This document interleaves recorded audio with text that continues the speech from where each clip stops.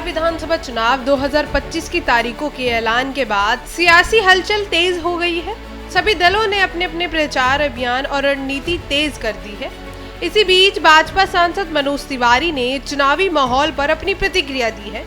उन्होंने विश्वास जताया कि इस बार भी एनडीए की सरकार बनेगी और बिहार विकास की नई ऊंचाइयों को छुएगा। मनोज तिवारी ने कहा कि 2005 के बाद बिहार ने जंगल राज से बाहर निकलकर नीतीश कुमार के नेतृत्व में प्रगति की राह पकड़ी।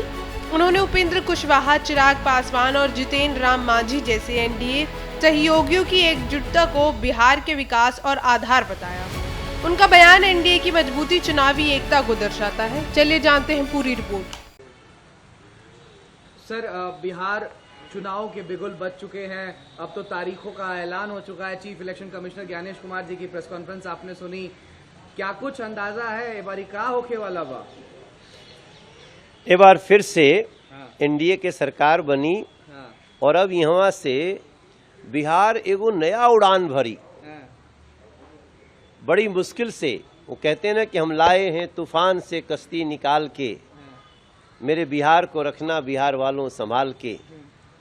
तो 2005 के बाद जो जंगल राज वाले बिहार से निकल के बिहार नीतीश कुमार जी के नेतृत्व में भाजपा जदयू जो आगे बढ़ा, एनडीए आज उसके घटक दल में उपेंद्र कुशवाहा जी, चिराग पासवान जी, जितेंद्र राम मांझी जी, ये सब लोग जौने बिहार के कल्पना बिहार के लोग कैलस आज कई क्षेत्रों में उसे ज्यादा मिल गई बाटे।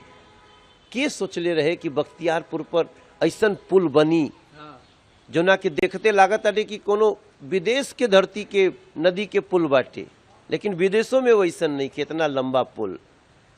हमरा आरा से छपरा के पुल, पटना के दीघा पुल, पुरनका जो गांधी सेतु है ओकरा के नया ढंग से देखी।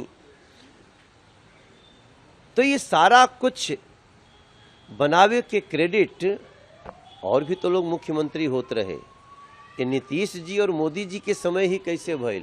IIM के सेंटर खुल रहल बाटे, दो गो एयरपोर्ट हो गई, तीसरका मुजफ्फरपुर के टेंडर हो गई, भागलपुर के टेंडर हो गई।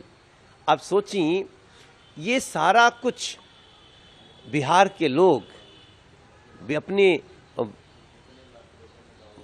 महिला बेटी के अकाउंट में 10-10 हजार रुपया जो ने सरकार से पावत अटे, आगे बिजली कितना सस्ता कीमत होके जा रहल बाटे। ये सब कुछ धीरे धीरे अपन शक्ति बटोर के भ्रष्टाचार के राक्षस के मार के, जंगल राज के संहार के, और तब जब उड़ान यहाँ तक आइल बाटे तो यहाँ से बिहार के लोग आगे ले जाई, जंगल राज में फिर नहीं ढकेली। राउत भोजपुरिया, हमार भोजपुरिया चीफ इलेक्शन कमिश्नर